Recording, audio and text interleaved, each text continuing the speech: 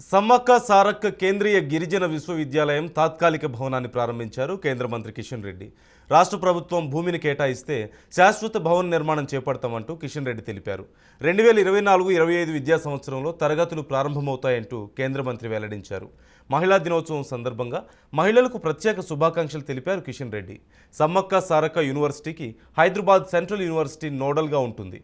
Tribal university విషయంలో అన్ని రకాల సహకారం సెంట్రల్ యూనివర్సిటీ అందిస్తుందంటూ కిషన్ రెడ్డి తెలిపారు. తెలంగాణలో 9.8% ఉన్న గిరిజన జనాభాలో అక్షరాస్యత శాతం పెంచాల్సిన అవసరం ఉందంటూ తెలిపారు. సమ్మక్క సారక్క పేరుతో యూనివర్సిటీని ప్రారంభించుకోవడం సంతోషంగా ఉందంటూ అన్నారు కిషన్ రెడ్డి.